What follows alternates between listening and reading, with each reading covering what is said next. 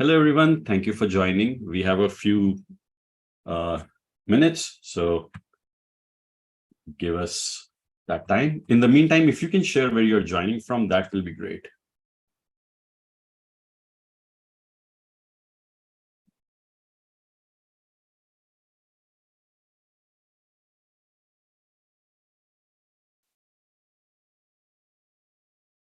Right. We are slowly seeing folks trickling in. And if there are any specific questions you have about the session, please do enter them. Give me just a second, folks.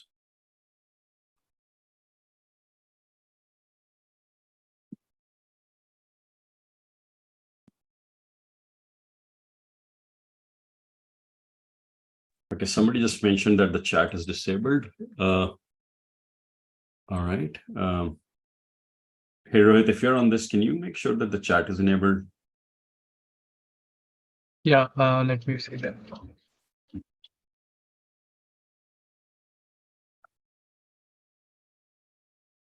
All right. We have another few minutes. Sorry about that, folks. We have some of our people fixing that now. This is our first session with this Zoom event, so I guess it's just how you go deploy Salesforce for the first time and you realize you missed something. Not that that has ever happened to anybody on this call, I'm sure. Never. Yeah. Works seamlessly from the start.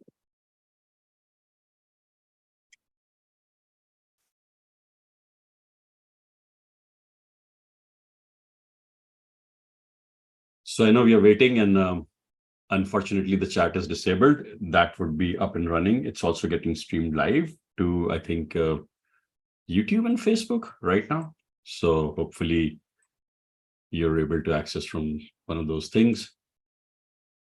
And Rohit is working on enabling it, so we should see that. We tried everything out but the chat.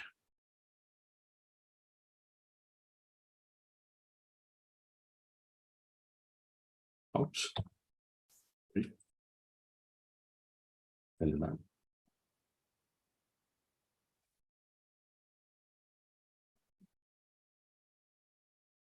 Okay, now it's not enabled yet.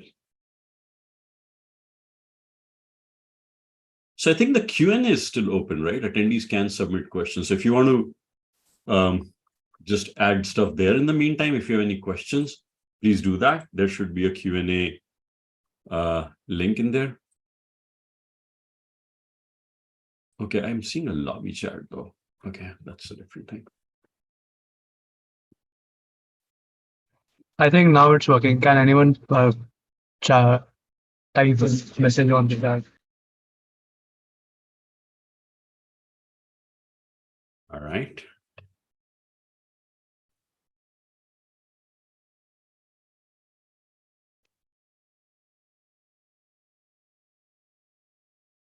All right, I just entered my first hello word, so I'm hoping that some of you folks are able to see this, and some more folks are trickling in. So everyone who's trickling in, thank you so much. We'll start in another 2 minutes. In the meantime, if you want to just, if you have any questions, please do put it here. Or if you want to introduce yourself, please do that. Okay, so it looks like it's only enabled for speakers, the chat, but please use the Q&A to enter any of your comments. We apologize. We'll make sure that it gets fixed before our next launch here. By the way, I don't know if anybody followed about the landing on the moon yesterday, which is pretty cool. India now is the fourth country, I think, to do that on the moon. So very impressive.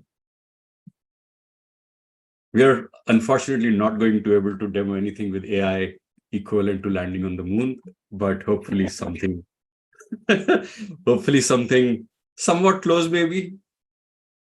Or maybe help with the maybe next we can talk landing. about or maybe we can talk about how easier it is to roll out AI in your enterprise than it is landing on the moon. That's true. That is definitely true. All right. T minus 60 seconds. I should have done a countdown just to make it more dramatic.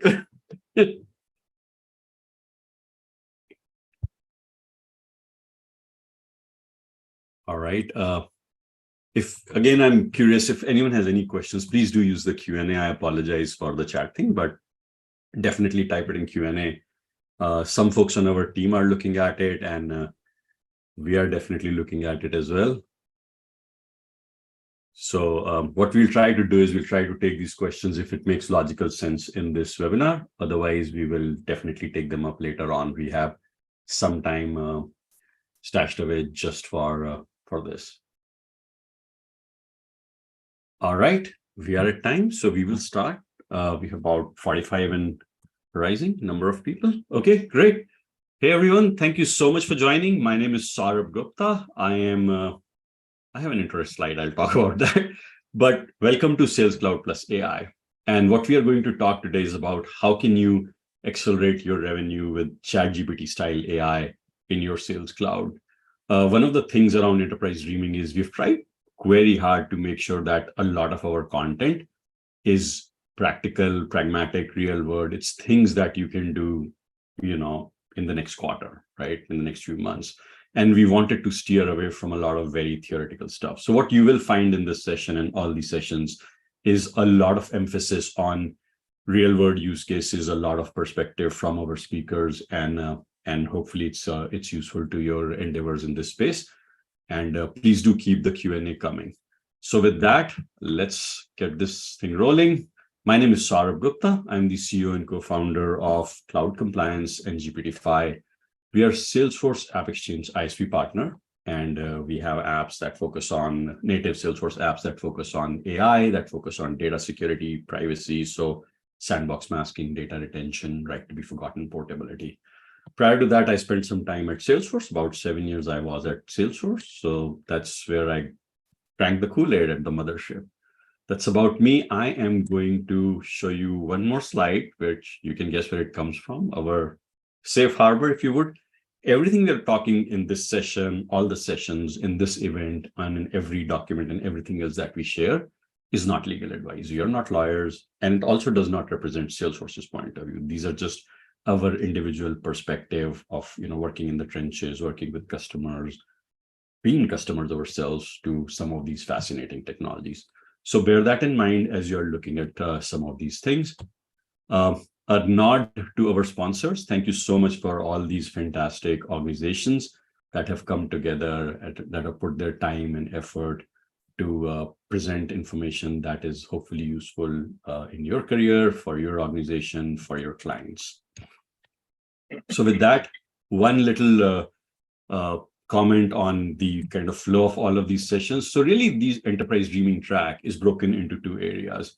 There are all the tracks which are around the possibilities with AI, like this one, right? So we talk about what can you do with Sales Cloud and AI? What can you do with Service Cloud and AI? With Financial Services Cloud, with Health Cloud. And the last one, which is very interesting and fascinating to me, which is what can you do with document automation and AI? Can you generate stuff? Can you analyze documents? Things like that. And these are the dates. If you've registered on the Zoom events, you will definitely see all of these sessions and you can join them. Most of them start at 9 a.m. Pacific. Then there is this other track, which is around delivering with AI. So let's say you've kind of looked at this and your organization thinks this is the right direction to go in. So how do you go about doing it? How do you make a business case? Where do you find the return on investment? How do you think about privacy, ethics, and some of those issues? How do you build a roadmap? How do you address security concerns? What do you think about? What considerations should you look at? And finally, do you build this thing? Do you buy from one of the many choices that are in the market? So that's the whole lay of the land here. And we'd love for you to join these. If there are, you will see some of these sprinkled in this session also. But of course, then we have these dedicated sessions where we have other very, very seasoned speakers who are going to talk about that. So with that out of the way, a little bit about our agenda today. We'll go through introductions of our two fantastic speakers. We'll talk about the reality of sales. Farhan represents the customer side of this, right? So he's not from Salesforce or from a consulting company or from a product company. So he'll talk a lot about the challenges that he firsthand sees and has to deal with on his day job, and what are the new possibilities that this technologies like AI enable for us. And then we talk about what can AI really do for us and what are some good business cases. Nish is going to talk a lot more on that stuff. And then I'll talk a little bit about some of our considerations. How do you think about security? How do you think about architecture? We'll probably give a little bit of a demo of how this looks like if you were doing it inside Salesforce. And we have a bunch of resources, some PDFs on the use cases, the roadmap, some of these things, which I think are really useful. And we'd love to share, those with you, and you can take them away, and hopefully they are of use to your AI related endeavors. And then we'll have Q&As. So please definitely keep entering in the Q&A thing. Any questions you have, we'll try to take them as they come along. If not, then we will address them, at the very end. So with that, I am going to turn it to Nish. All right. Thanks so much, Saurabh. Very excited to be part of this forum today. I'm the founder and CEO of Bluvium. I run the organization, and we help companies transform their lead to cash processes. We work with particularly a lot of high-tech companies, very deep expertise in Revenue Cloud, with very strong understanding of the various kinds of GTM motions that we see these days with subscription and usage-based products and so on. If you can just move to the next slide. We are Salesforce partners. We are participating in Dreamforce. So one of the things that we are doing is we are doing a Revenue Cloud mixer for people who are either using or looking to use Salesforce Revenue Cloud, which is CPQ and pricing primarily.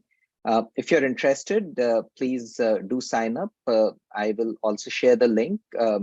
You can request a pass. If you're at Dreamforce, come over and meet us at the cruise or any other way. We would love to catch up with you.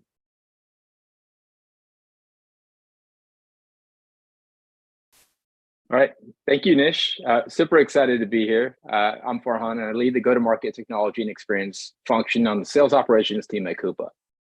Prior to Coupa, I've been fortunate to work in similar roles at enterprise SaaS companies such as Atlassian, GitHub, VMware, and similar to Saurabh, as you mentioned earlier, I was also at Salesforce for a number of years as well. Coupa is, for those that may not know, Coupa is a global leader in the business spend management software space, and we help teams collaborate to build more agile and sustainable operations and deliver intelligent, responsible spend strategies suited to their company's purpose and objectives. In my current role at Coupa, I'm responsible for helping ensure that the sales technology and associated process that our companies invested in and are actually helping our sales teams by providing the expected value and helping them and not inhibiting them to be able to hit their targets. Next slide, Sarah, please. So today I'm going to spend a few minutes talking through some of the current realities that we, and I'm sure other enterprise sales teams are currently facing, what those realities mean in terms of priorities for our business, key focus area for my sales ops, technology, and experience team, and some key questions that sales execs have when it comes to AI that are still unanswered that we hope to kind of get answers to in today's session. Next slide, Sora, please. So a common theme that many of us in enterprise sales are facing is the evolving landscape and macroeconomic pressures that are demanding us to achieve more with less. And as we navigate this environment, we've observed two major challenges that have become increasingly prevalent. First, we're in the midst of a shift in the sales cycle. Deals are flat out taking longer to close. And this has obviously become a key concern for many sales teams out there.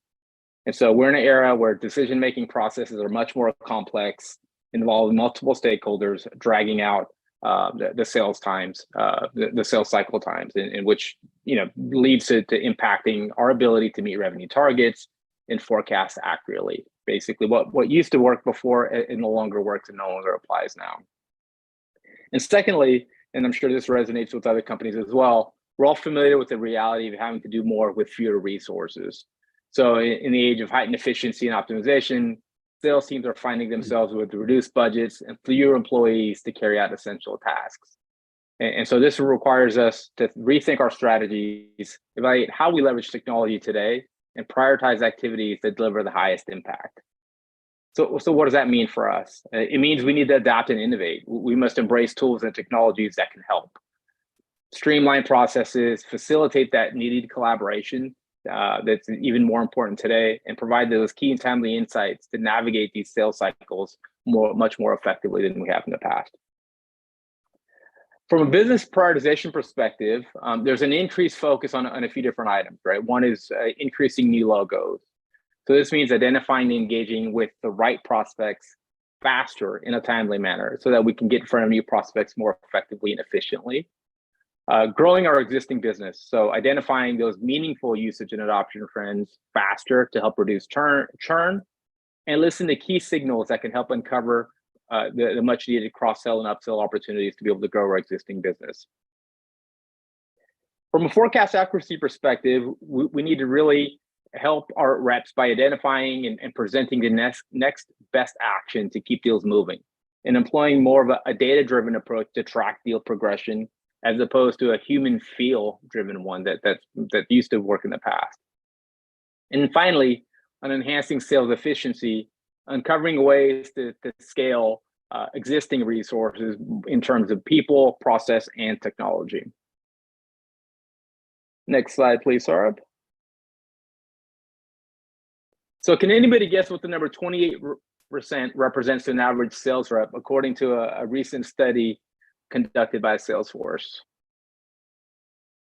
Hint number one, this is related to time spent by a sales rep. Hint number two, it's related to admin time.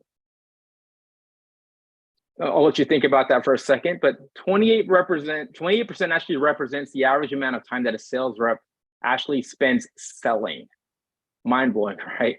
So I know what some of you were thinking, that 28% might have been the time that an average rep spends on admin activities, but it's actually the reverse, meaning that 72% of time is spent on admin work. And so this includes things like data entry, customer research, quote and proposal generation, account prioritization, internal meetings, but all things that are not directly in front of customers. And so with the challenges of the extended sales cycles and limited resources that I talked about a few slides back, this statistic becomes even more significant. So think about it. If our sales teams are spending less than 1/3 of their time engaged in revenue generating activities, it's even more critical that we focus on optimizing our processes and enhancing productivity. And consider the potential impact if we're able to reclaim even a little bit of that non-selling time, which would allow our sellers to use that time to interact with prospects, build relationships, and understand their needs and present solutions, actually selling. So the statistic underscores the urgency for teams like mine to either optimize existing or uncover and adopt new technologies and strategies that help streamline these administrative tasks, automate routine processes, and provide the actionable insights that we need. Next slide, please. Yeah, Farhan, if I may chime in here. I mean, sure. Everyone who's on this call, imagine this, right? If your reps are spending 28% of time selling, there is 72% of their time that's getting wasted.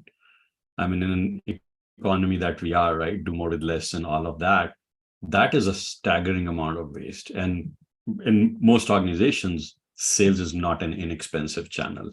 And the first time I saw this slide, it just seemed unbelievable.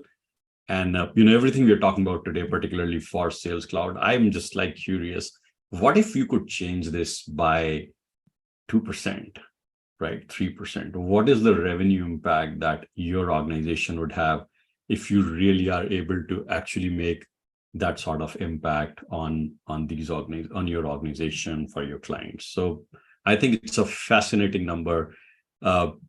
Nish, I'm curious if you have any comment on this before we move forward. No, I'm stunned by this also. It's I think part of what we've seen, and we'll talk a little bit about this later as well, is that in the name of making things better for our teams, we've also ended up with a situation where there is just way too many systems to work through and way too many points of data entry or reports and so on that reps have to deal with all the time. And And I think, there is a lot of promise of what we can do with AI, so that we can significantly change this. I don't know where we go from 28, but it needs to be much higher. Yeah, hopefully up. So I noticed someone has raised their hand up. Trisha, I apologize. I think our chat isn't working. But if you want to put your comment in Q&A, we will definitely get to it. And for everyone who joined in the last, after we started, we are going to talk a little bit more about, some of these challenges and the potential of AI, and then get to resources and a demo. So definitely stick around. So with that, I'm going to go to next slide, Farhan. Thank you. So going back to some of the key questions that sales leaders currently have when it comes to AI. The first question that's likely running through their minds is, can AI actually help generate more revenue?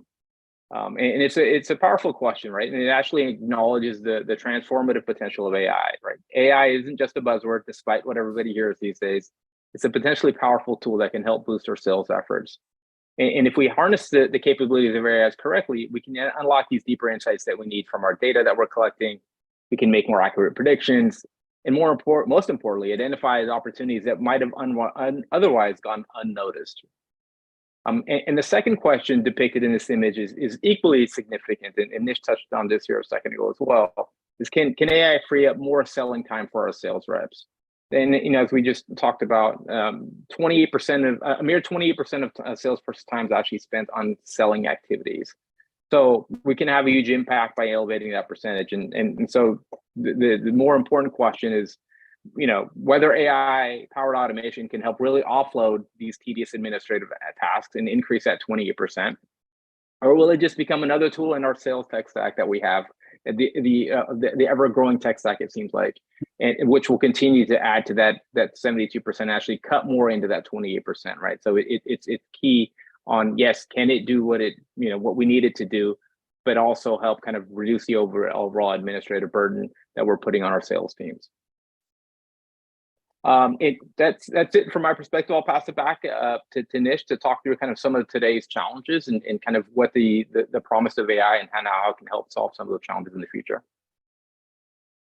Yeah, thanks so much, Farhan. So, Farhan has talked about the fact that, we all face an environment where we have to do more with less. We also looked at the fact that, there is a lot of time that sales teams are wasting potentially not selling. So let's look at, if we were to put this together in a few themes, let's look at some of today's challenges and what AI might help us do with. If we look at sales processes in general, a lot of these are transaction intensive. We have a lead that we are trying to work through, qualify, take further, and then we are kind of working through our opportunity, interacting with the client, have all sorts of processes around getting a proposal out, trying to sell, right? I mean, all of these are very transaction focused. Where AI can significantly change that is make it much more personalized, where you have data in your systems. Some of it is structured data in CRM systems. A lot of it could be unstructured data, which can be very overwhelming for a human being to go through and analyze. Whereas AI can summarize that, AI can personalize communication that we want to send out, all based on data that exists or can grow, which is there in all our systems. We'll see some examples of that, how personalization can happen in a moment. Kind of along the same lines, right? I mean, all of this transaction data, a lot of it can be unstructured. A lot of these things could be, my meeting recordings, meeting notes, email communications.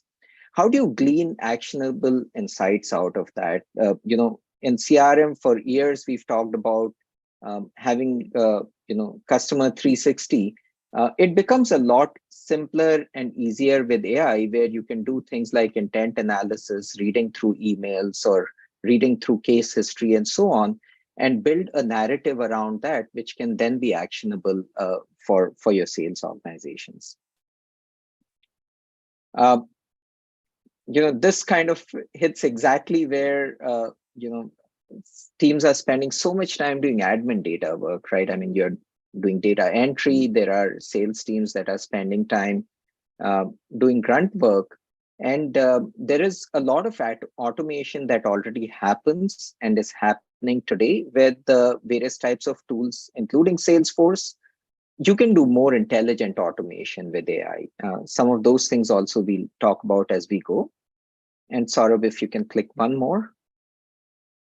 And tying all of this together is the fact that, we've got tons of reports, dashboards, everything floating around in systems. Companies have invested and continue to invest in building out various assets, data warehouses, data lakes, everything else to improve visibility of what's going on in the organization. And if we take the sales lens, then a lot of it is around deal visibility. That can again be significantly improved with AI, and we'll talk about some of those as well as we go further down. So really what we are trying to do is move away from current state, which involves a lot of grunt work for our sales organizations, to this promise of AI through which we can win and retain our customers better. We can have personalized emails, we can have case summaries, we can get a complete view of a customer in ways that are easy to digest for a human being. Get sentiment analysis, intent analysis, things that are sometimes hard to decipher. Sometimes it's just way too much information for us to go through and summarize in a way that it can lead to actions. If you would go to the next slide, Saurabh. So let's take a few examples here, right? I mean, what we've done is we've taken some generic examples based on these themes. I'm going to talk you through those. And then we'll also look at a relatively simple framework that we can apply within our organizations as we look at different AI initiatives. This is classic. There's so many emails that sales teams have to constantly send out to customers. We can have, today we can have these templates that are pre-built, but those are fairly generic, that are not that customized. And more importantly, that are not that contextual. What you can do with AI is that you can actually take a look at all that's going on with that particular customer that you're trying to sell to, or prospect that you're trying to sell to, and have AI generated emails, email drafts that already have the context, that already take into account what all has gone on in the past, that also have the intelligence to understand, what is the intent, what is the trend here, what is the sentiment that's going on in this particular deal, and tailor the content accordingly. So this is not that hard to achieve with tools like ChatGPT, with connectors like Gpitify, or if you're using out-of-the-box Salesforce capabilities also. A lot of these things can be achieved relatively easily. So, going away from that kind of a generic transaction-based outreach to a more personalized interaction, so that you can better sell to customers. Let's take a look at another example here. Saurabh, if you, yes. When we talk about actionable insights, all companies have a process for forecasting. Again, these are relatively static kind of processes which are evolving every day. But AI again can help improve that significantly. You could have, you could generate your forecast based on, whatever probability a rep is assigning depending upon the deal stage, or, some recent conversations. But then you can improve that significantly if you apply just very simple components like, look at the sentiment across recent communications that have been going on the deal. It could be emails, it could be anything else that's happened on the deal. and therefore determine, what is the likely trend here based on, similar deals that are occurring across the organization. Again, something that can be done relatively simply with tools like ChatGPT, where you can analyze all of this data with relatively high accuracy. Some of what matters there is, how well can you do your prompt engineering, how you still need to have some quality checks on top of what's output by AI. But increasingly, we are seeing that this becomes very usable information that can result in better forecasts and therefore better actions by reps in terms of understanding what to do next so that this deal likely closes. Yeah, if I may chime in here, Nish. Please go for it. Sorry. One of the things that I've found is that, with a lot of customers, if you look at your traditional sales process today, it tends to have a gut feel, right? If I'm a rep, I'm going to be like, well, I think it would materialize. I think I'm going to commit this opportunity, right? So there is a lot of anecdotal evidence that creeps up into how organizations are looking at their forecasts, a lot of it, right? And the intention here is, how do you enrich it with another insight or another data point? And as Nish was explaining, right? So on this opportunity, let's say there's a bunch of emails that have gone back and forth.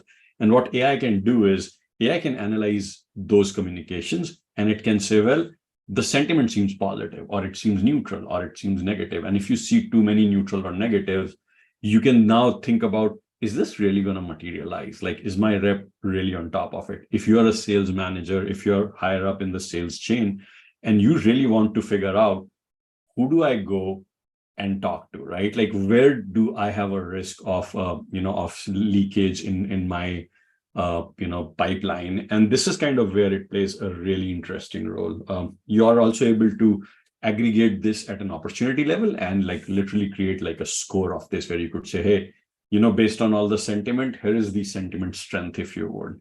And we're going to see some of these things in action, time permitting. But go ahead, Nish, I'm going to turn it back to you. No, this makes a lot of sense. Let's take a look at another example, and it's kind of in the same theme of what sales teams are working with. AI can help you provide better deal visibility. If you are, again, we create all these different types of dashboards.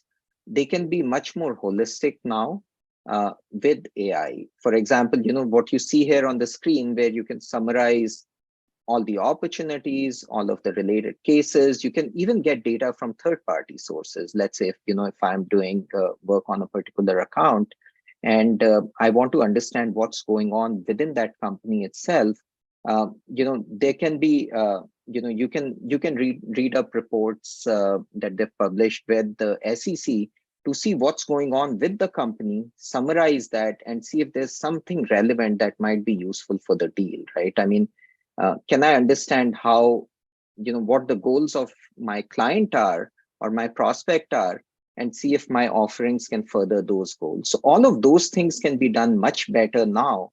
There are a lot of dashboards that can be generated manually today, but a lot of that can also be done automatically with AI now. So you can program it in a way that you can generate these, and then they become much more dynamic. It's much easier to add more content here based on what is relevant for the teams. Yeah, and that ability to summarize intelligently is huge, and it would really cut down on the amount of time that our reps are spending just doing research on accounts. So this would be huge. So there's an interesting question, Nish and Farhan. I'm curious if you want to take that. Sam Wadhwani asks, how do you feel this is impacting or influencing the trend in revenue BI that CROs would be concerned with?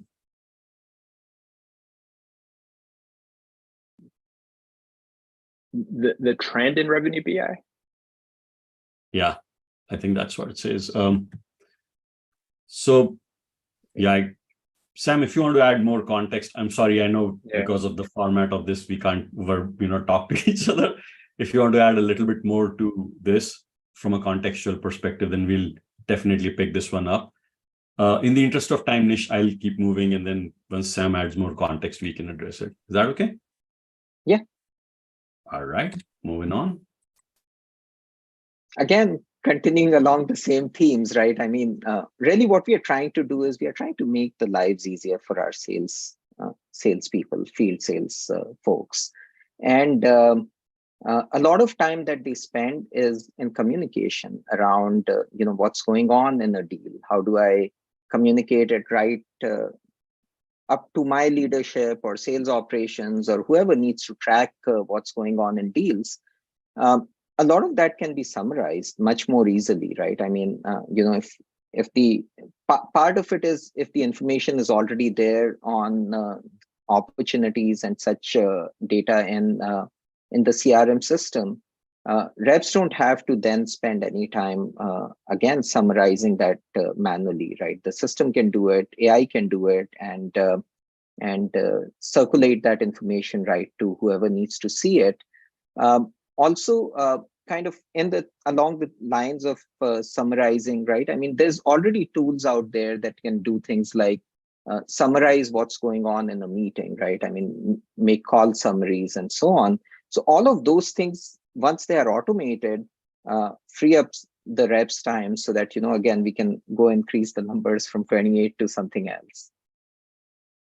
True. And one of the things that I find interesting about this is, and Farhan, I'd be curious to hear your perspective on it. Like in every organization, sales reps are spending time putting together notes for their pipeline review, right? That's kind of one of those areas where I'm spending so much time as a rep putting this together. And now if AI can generate a draft, it just makes it easy. Same with the emails. I think there is a significant amount of value and a bit of a nuance that you don't want AI to automatically generate all this for you and send it to clients or send it to your boss, but you want it to generate a draft that you can edit. So if you were spending 15 minutes putting together, a summary of an opportunity, probably more, if depending on the extent of the deal, now you can, reduce that time in half or 1/3, just depending on, how much more effort you want to put into this.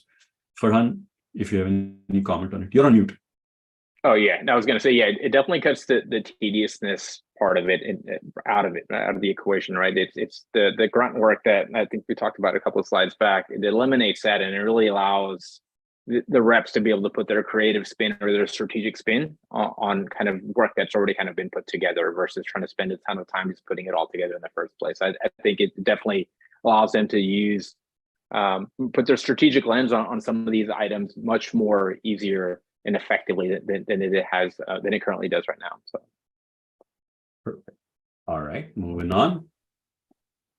Yeah, I mean, so we've talked about AI. The fact is that companies are already doing it, and there's a recent McKinsey study that shows that companies that are investing in AI, they see significant uplift in revenue, right? I mean, if you can raise your revenue 3 to 15% just by doing AI, I think that's huge, as well as significant ROI uplift in their sales investments. So this is something that's happening right now. It's not that companies are not doing it, and those who are taking the lead with AI are seeing great benefits. If you can move on, Saurabh. So we talked about a couple of examples here, and generally from a framework perspective, the way we think about it is that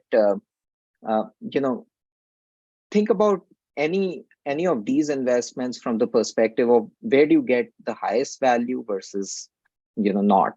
And even when you think about what kind of use cases or what kind of scenarios give you the highest value with automation or simplification with AI, think about what is it that can be done easily where there aren't too many nuances. If you want to summarize your emails, that doesn't change a whole lot from one company to another. Those are relatively solved problems. Think about those use cases as the best use cases to start with, and then also look at other use cases that might be more nuanced, more complex for your given organization or your industry. which will require more investment, which will require more training of AI, or building out better models. Those should be done, but then look for quick wins first, because once you prove out the value with quick wins, it becomes a lot easier to go with the others. If you can go to the next one, Saurabh.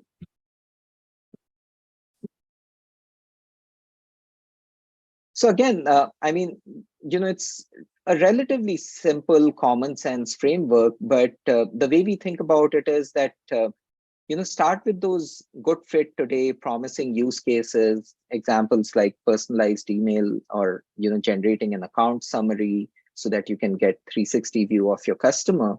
Those are simpler to do, and those can be done with what's out there already.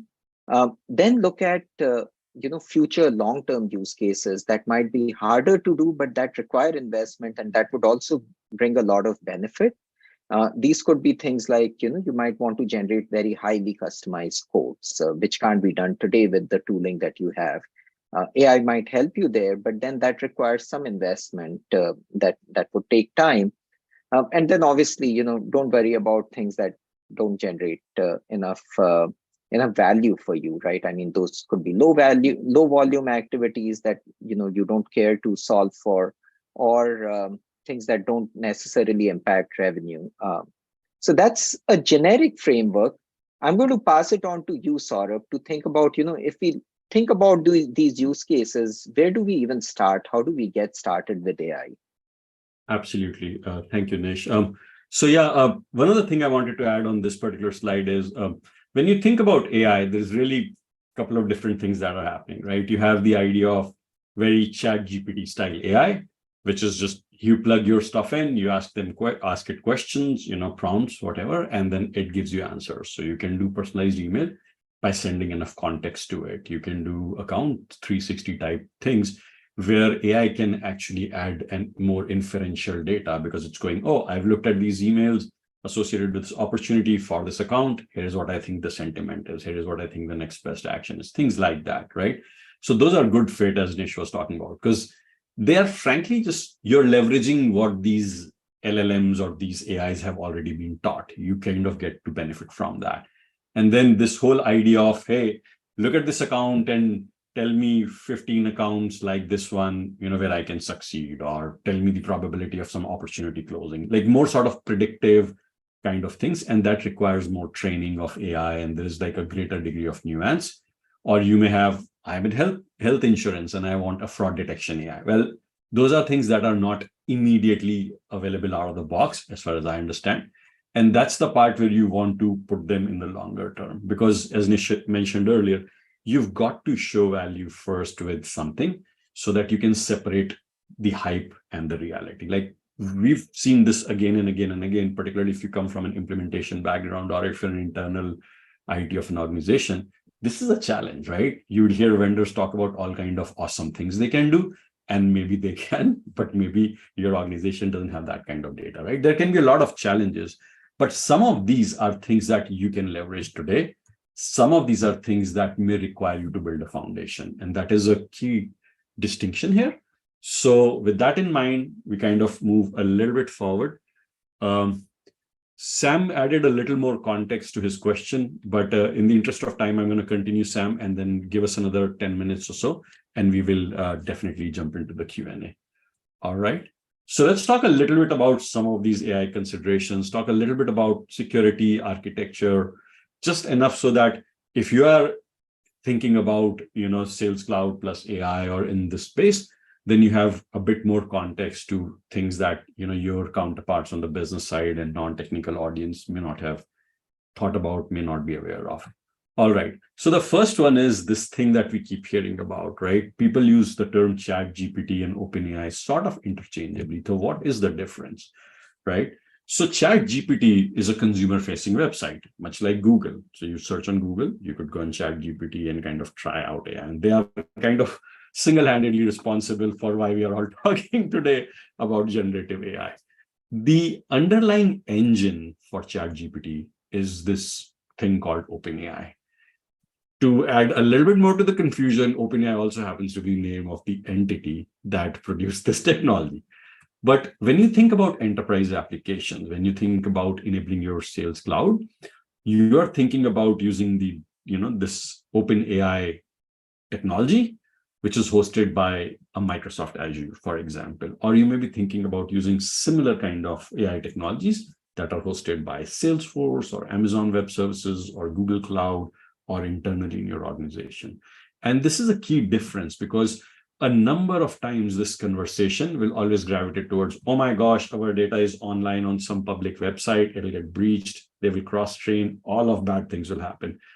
The reality today is there is a lot of economic incentive for these fine folks to make sure that your data is secure, so you can get an isolated instance to yourself, to your organization. Your security teams can lock it down, things like that. Just something to be aware of, because it keeps on coming up in every conversation that we have. The second part of this, which we talked about earlier when Nish was saying, is really around this idea of zero shot and many shot learning. You can take AI out of the box and do some very, very simple things with it. That's the zero shot. That's, hey, summarize information for me, auto-generate emails for me, do a sentiment analysis, intent analysis, right? Do things like that. Those you can leverage today very, very easily in a matter of weeks and months, right? And then you further keep going down, the more training your data needs, the more training your AI needs, the more the complexities. You need to potentially have maybe internal expertise. You may need to have machine learning and data engineers and those kind of folks, as you go further to the right. But in the interest of, some of the things we are talking about, literally everything you can do with OpenAI or similar technology today. So with that out of the mind, let's talk a little bit more. So this is sort of the standard architecture that you would see with a lot of products. GPT-5 does that. Salesforce AI Cloud is very, very similar in some respects. And when you think about AI, you want to think about how do you enable AI for business? And there are really two components to it. One of them is prompt engineering. And prompt is really just the command that you give to AI so that it gives you the right result. The challenge here is not every salesperson I have is going to learn this. They should not need to learn this, right? So you want to think about any solution you're looking at, you want to think about how does this prompt engineering factor in? This is the secret sauce, if you will, right? AI is an engine, you got it, that's awesome. Now, how do you win? How do you win for your business with it? You want to think about optimization of prompts. You want to think about vendors that have baked in prompts. Salesforce does that, we do that. And the whole intention here is to make these extremely effective. And the related challenge with AI is just the challenge with literally every new technology. How do you make it usable? How do you enable better adoption of it? Are these technologies embedded at the point of action? Am I in Salesforce? Am I at a place where I can click a button and do things with it? The second part of this is the biggest stumbling block for almost every organization that I've spoken with is security and privacy. How do I make sure that I'm compliant? I'm a global company. I have operations in Europe. There are different regulations there we are concerned about. I'm healthcare, financial services. I'm worried about security. I serve the federal government. How do I do this? There's a lot around this. We'll talk for a minute on that. And then how do I enable AI across the enterprise? And this is where some of this fits in. You may have just one AI vendor, but you want to think about the model where you may plug in more as things continue to go, and evolve in your organization. So with that, let's jump a little bit into security, right? This is sort of how we think about security. This is not very different from the Salesforce's trust layer. This is kind of the same idea, right? You're pulling data out of Salesforce. You've gotten some things that you've extracted. You want to mask it inside Salesforce before it goes out. So any personally identifiable information, other confidential information that you may have, you want to retain it in Salesforce. And then you push it out to your AI, whether it's OpenAI, whether it's something else. It does say ChatGPT, but it would be OpenAI if you were just sending it to an API. And when you send this anonymized or masked data, you add an optimized prompt to it. So then you can generate better emails, you can get better summaries, get intent analysis, whatever it is that your organization needs to do. And once you get back that information, you re-inject that data back, right? So if I was doing an opportunity summary, I send this information. So instead of Saurabh, I sent person one here. Now, once AI sends me back data, I replace person one with Saurabh. So at a very simplistic level, That's how it's happening. And then you present it to the user. You may also need to update fields within Salesforce, and you can then do that with it. That's kind of how you can think about it in a very, very simple, plain English way of how you can make AI usable, make it contextually sensitive, and yet keep it secure. So with that, I am going to jump into a little bit of a demo. Let's take a look at that. You can see my screen, right? The Salesforce thing. Yeah. All right. Let's start by Yep. trying to generate, an email. So I'm on an opportunity. There is some context to it. There's some description. There's a bunch of things that have happened. And all I want to do is I want to generate an email for this, right? So I can go here and I can say, hey, write me a follow-up email. And what it's going to do is it's going to take this information, mask it, send it to AI, get an email, bring it back, put your fields that it had masked, it will unmask it, and it's created this. Now you can take this and you can copy it and put it in whatever you use. If you use Gmail, if you use Outlook, if you send it directly from Salesforce, you can basically click this button and it'll just populate it here, and then you can just send it out. So that's like a really, really simple way of looking at it. And I can just edit this draft and make changes to it. The whole key is that, if I was spending 10 minutes writing an email, now I may spend 6, right? So there is immediately a value you can offer. If you're saving 4 minutes out of 10 for a sales rep, basically you're enabling your sales team to do more with less. So very, very simple example, but every time AI conversations happen, they tend to go in like a lot of very different directions and very sophisticated use cases. But I think there is a lot of impact that you can make in your organization with just kind of eliminating this basic level of grunt work that every sales rep is today dealing with. So that's a very simple example of that. Let's take a look at another one. This is a sentiment journey. And this is the idea here is, again, I have an opportunity, bunch of interactions have happened on it. And all I want for AI to do is, run a sentiment journey. And what it'll do is it will look at each of those interactions and it can give it a rating in terms of, is it positive, is it negative, is it neutral? And the intention there is that you can see how it's tracking. We haven't done it here, but you can basically aggregate these up at an opportunity level and show like an indicator, right?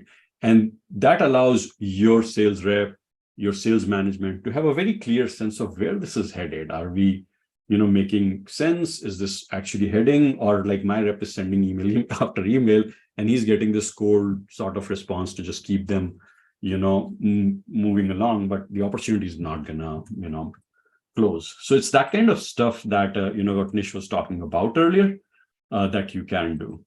The third part of this, which I really like, is like doing an account 360. And the whole idea here is that you are able to run this and we will pull all of these opportunities associated with this account, cases associated with this account, all of the information from here, and basically send it out, get back, summarization. Now, here's the thing. I can do this with a report. There's really no big deal if I just showed you this.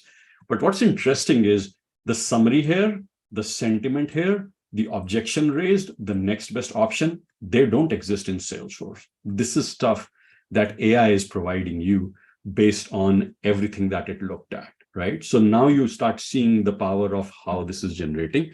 And there's a really good chance that a lot of it may not be precisely what you want. And that's fine. You can just copy this, put it in a document if you like, if you have notes or if you create a, a deck or something for your sales review or whatever, you can do that. If you need to do this for account planning, you can take this information, stick it somewhere and utilize it.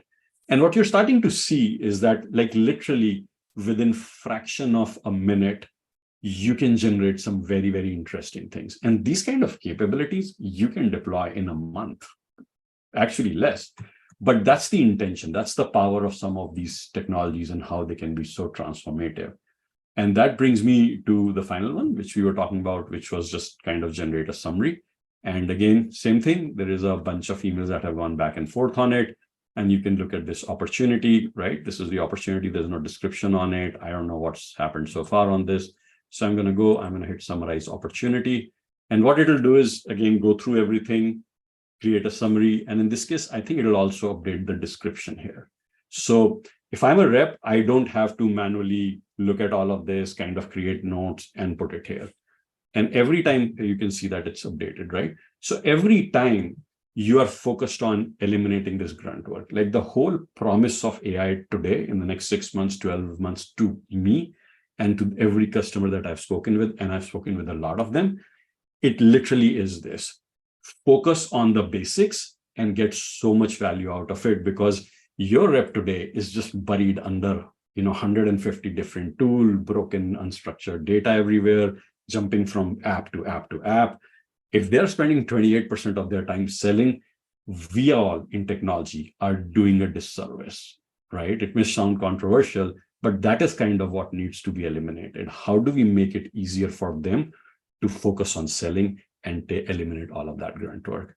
So that's kind of really, what I have. I think we'll jump into some Q&As. I know there's some questions that are coming here.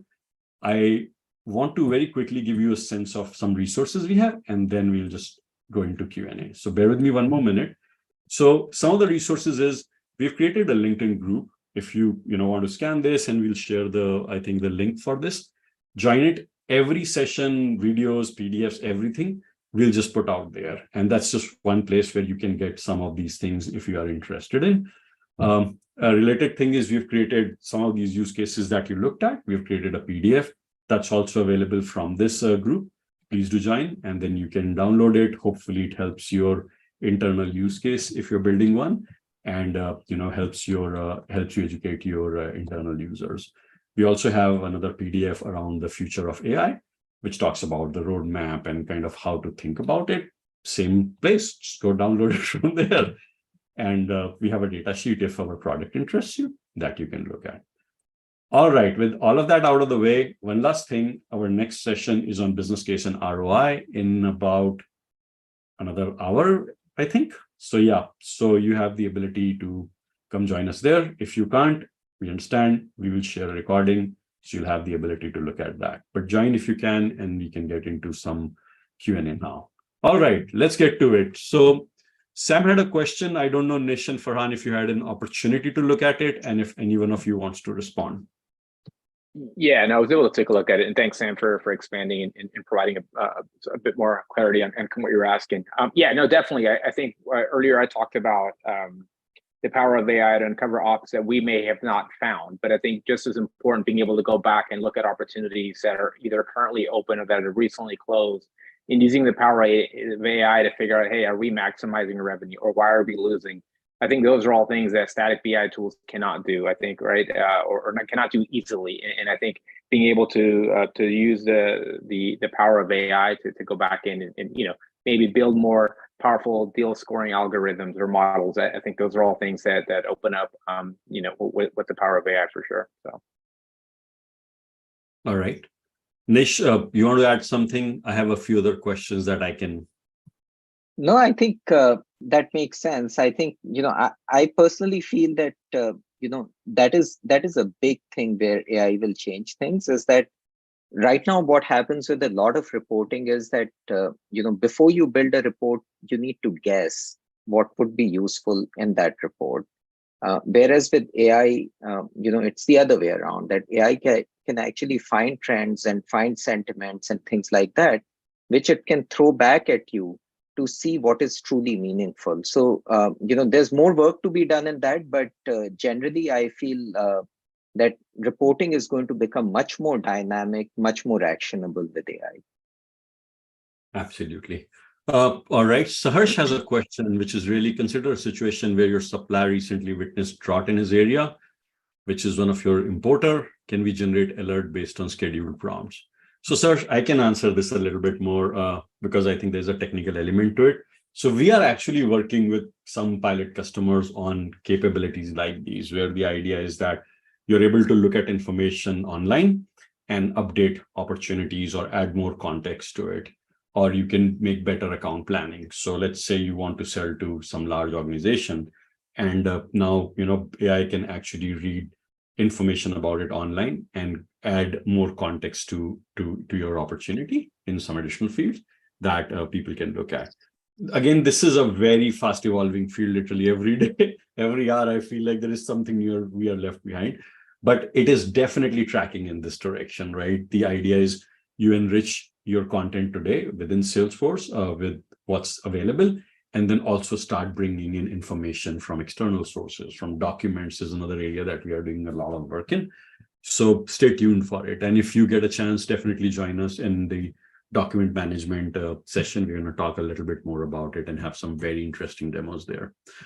All right. Monica asked a question. Can we integrate AI with reports to make reports more valuable and insightful?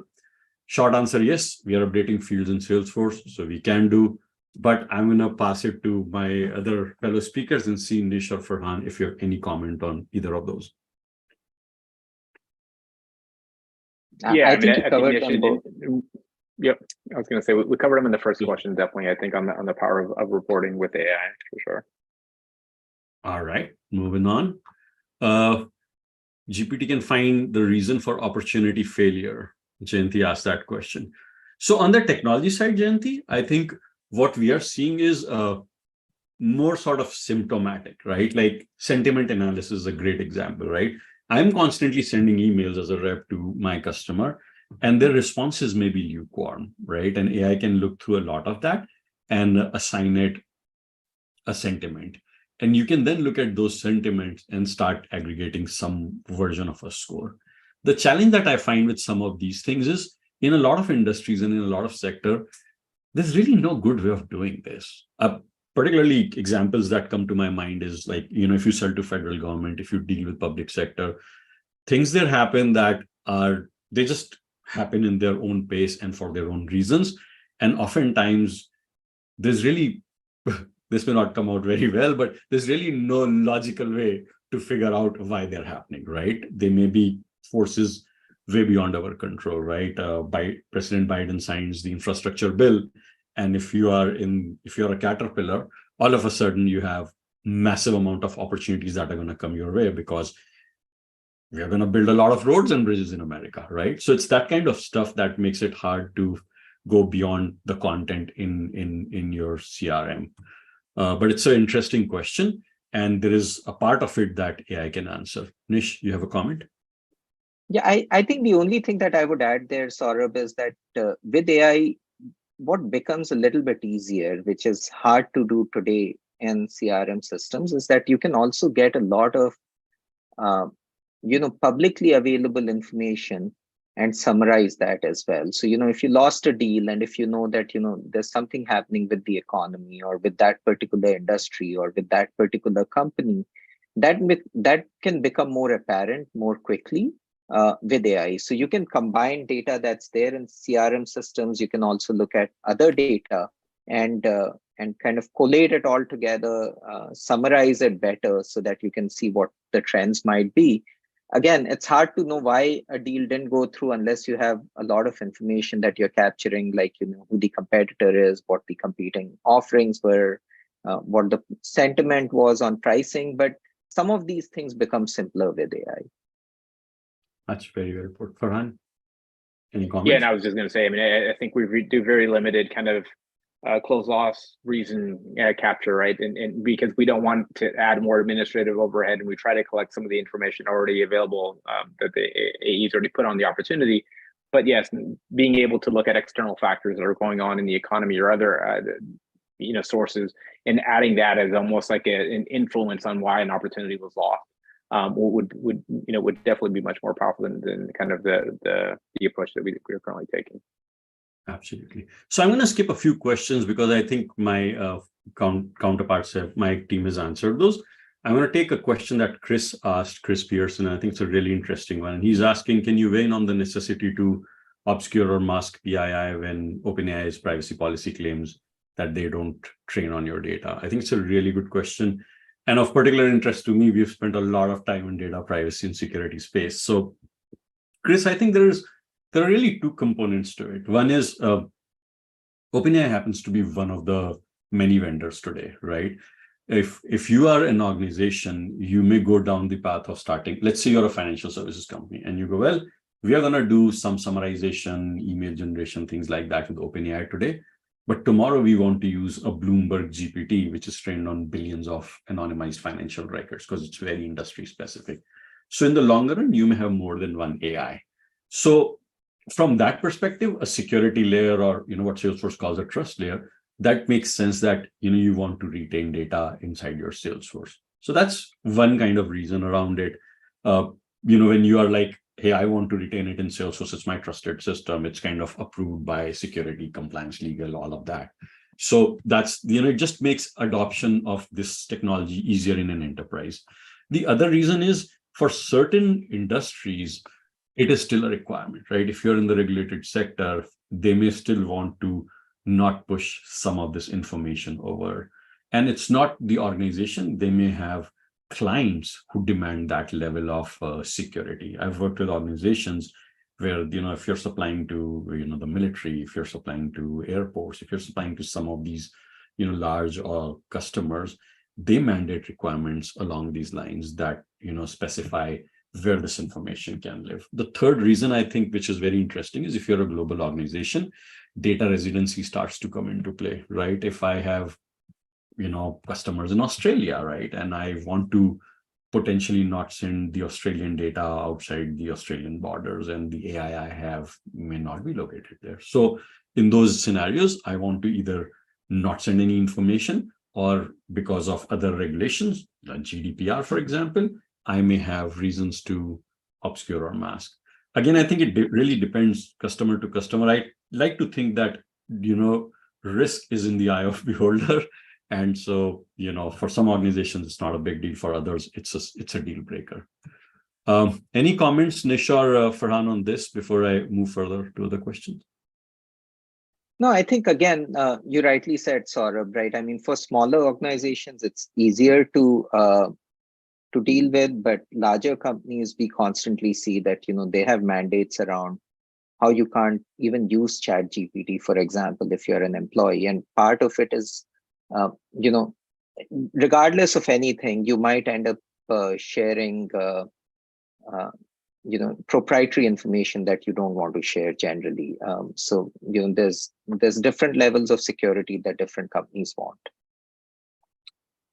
Yeah, and you throw in the factor of just globalization and kind of local restrictions and regulations that apply in EMEA and APAC and other countries. That I think it's better to be safe than sorry, for sure. Yeah. All right. So another question someone asked, Avik Mukherjee asked around so it's sort of like performance and scale. If you have lots of data, how do you deal with that? So Avik, in the demos that we were showing, I was in an opportunity and I clicked a button and we sent some information from the opportunity and some of the related products. And so the way we have configured this is you can decide how much information you want to send, what fields you want to send, what do you want to anonymize, how many records do you want to send. And we are slightly at time, but if you're interested, hang in there and I'll probably dive a little bit into that demo for rest of the folks if they're interested. But we are working with some customers which have extremely large data volume. Their opportunity has a ton of emails associated, a lot of other objects, a lot of custom objects, a lot of information that they're bringing. Particularly if you deal with a software plus hardware type industry, they all of a sudden bring a significant amount of complexity. So any large high-tech Bay Area company that's beyond software, if they do networking, hardware, those kind of things, they have the complexity you mentioned. And typically the way this is working today is two fronts. One is how much information we send. So we have a lot of control on that. Everything I'm showing you or will show you is exposed as invocable.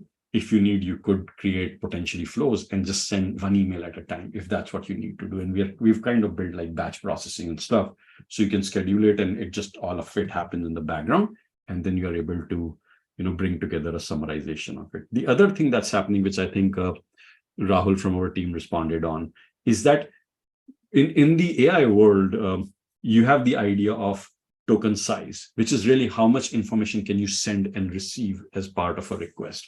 And that token size has been steadily rising. OpenAI today supports 16K tokens or 16,000 tokens.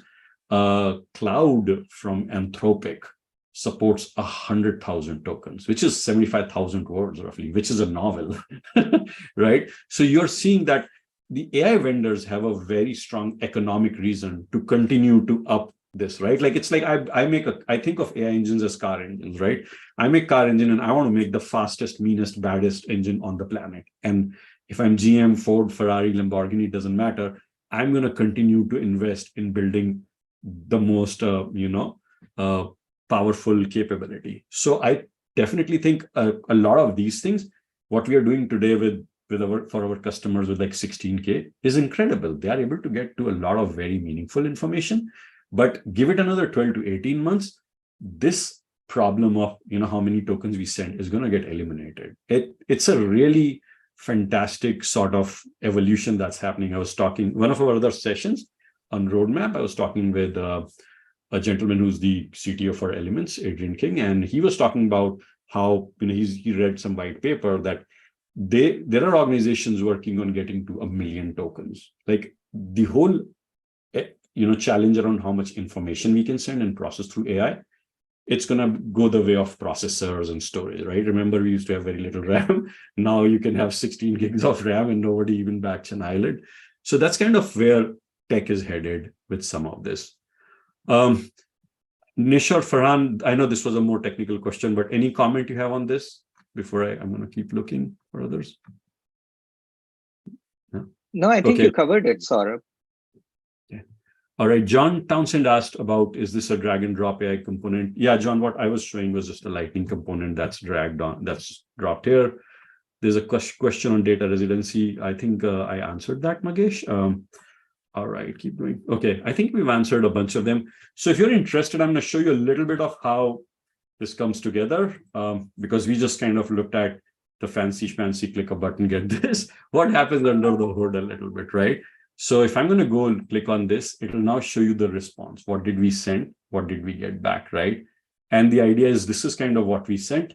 And based on our configuration, it identified and removed these values. It goes, oh, I want to, so we said, hey, take out the opportunity name, for example, take out, the person who's on it. So it took this out, these two people, and I could have added a lot more. This is a very simplistic example, but the data that was sent to AI was this one, right? Without any PII in it. It sent it, it got back a response, it reformatted and, presented it. And this is kind of the prompt that it was using under the hood. And this is kind of what it went against OpenAI for and all of that. But that's kind of like what's happening under the hood. And you have this audit trail for pretty much everything. Our customers find it really useful, particularly in the early days when their security is like, tell me what's going. I'm like, here's what's going, here's what you're getting back, right? The related thing to this is a prompt. So if I go here, you can now look at a prompt and we have a whole library of prompts. And the idea here is you're like, okay, summarize opportunity. We can write these in different ways. This one is written with a JSON format. You can also write plain text English. And you can also have a prompt where your user can just type in whatever they want and get a response in the context of this. So how much information are we sending and what are we sending? That was the other question I think somebody asked around, large opportunities and all that. So this is the mapping. This is where you decide what do you want to send, right? So I have this object opportunity. I have all related objects. If I wanted to add more related objects, I can do it. It's all very metadata driven. So it's pulling all the objects connected to it. So I can probably send partner information if that's what I wanted. Then for each of these objects, I can go here and I can say, what fields do I want to send? So for opportunity, I'm sending these fields.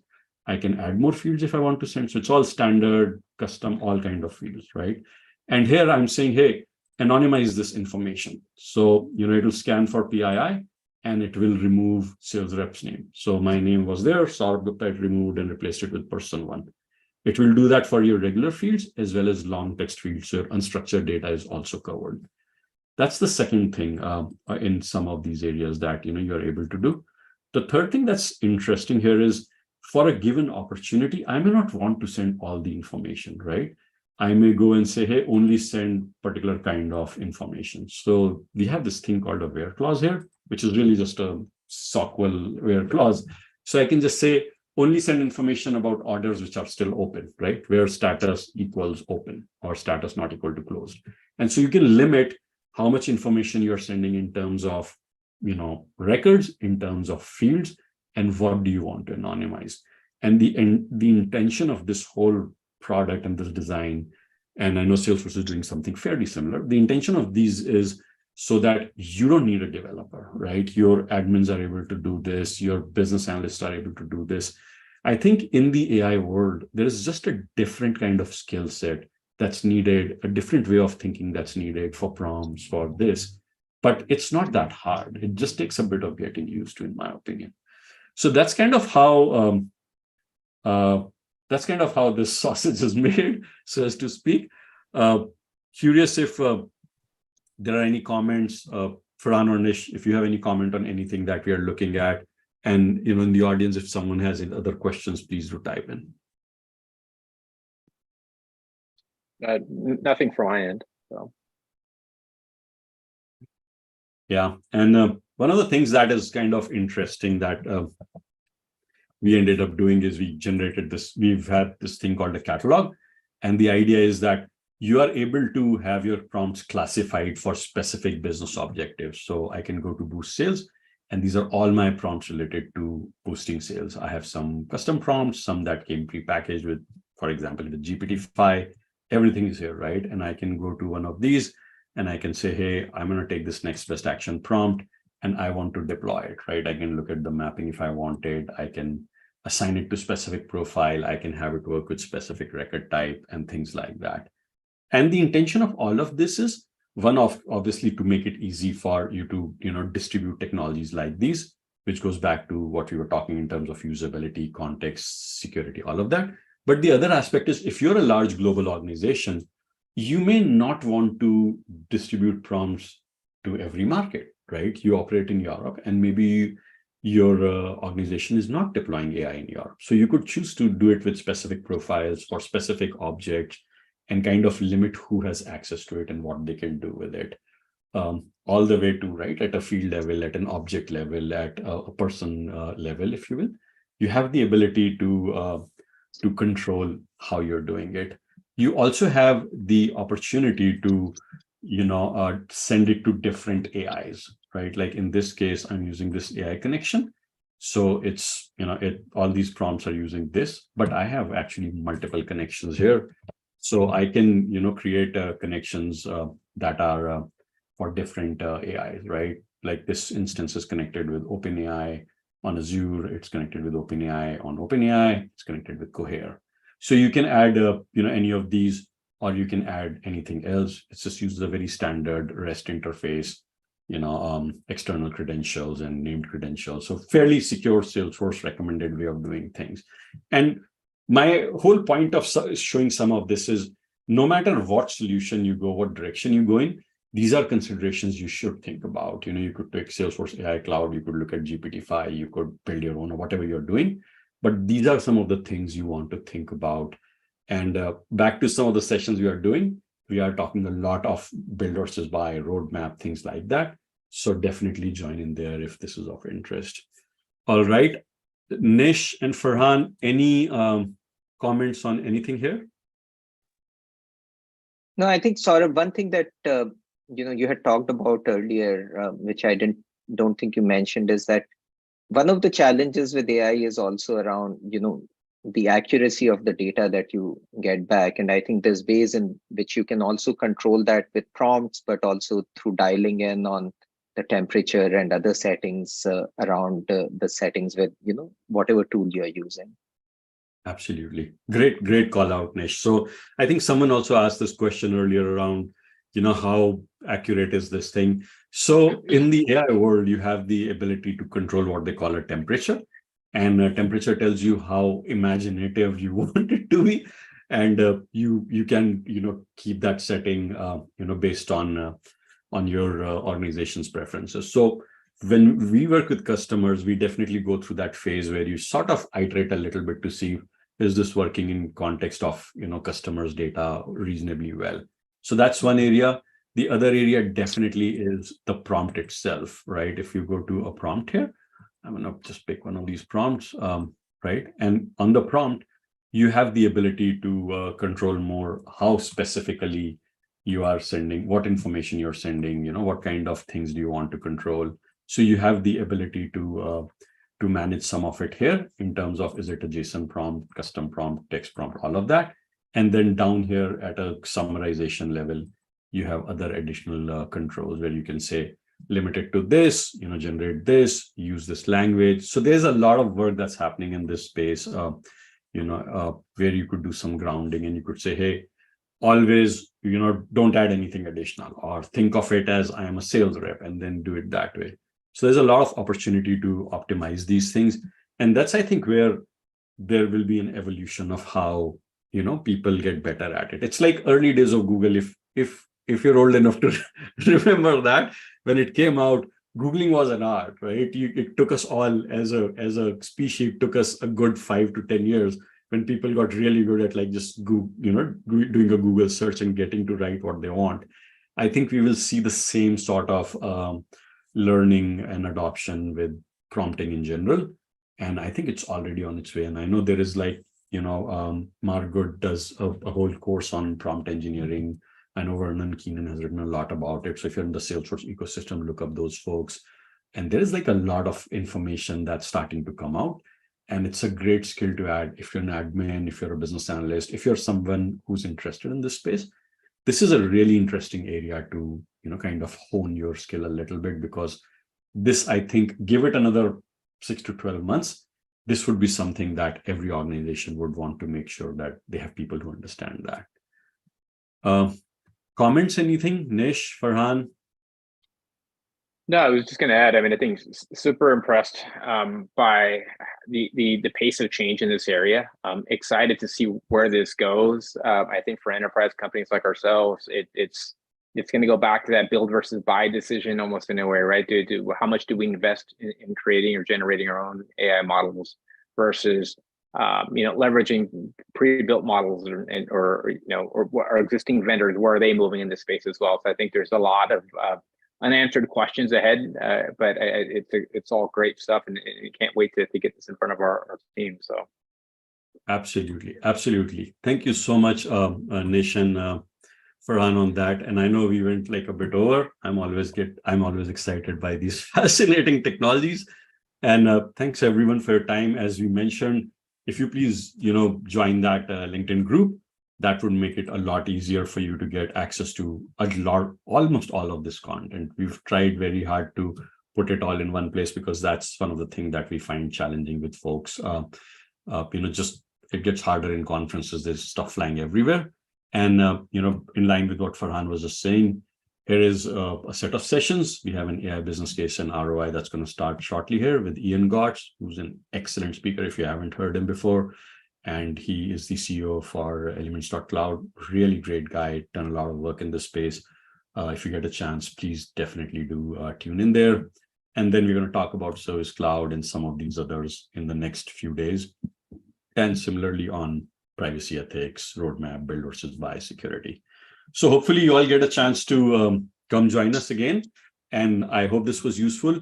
Please put your comments in the lobby chat here or on LinkedIn, in any of those places, with things that we can do better, with topics that we didn't cover.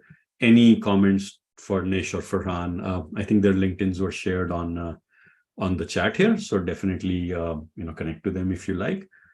And with that, any closing words, Nish or Farhan, from your point before we... No, I think we are all good. You summarized it well. All right. Farhan? I concur. Thank you. All right. Well, everyone, thank you so much for your time. Have a great day. Hopefully we'll see you shortly in the, the business case and ROI session. Take care.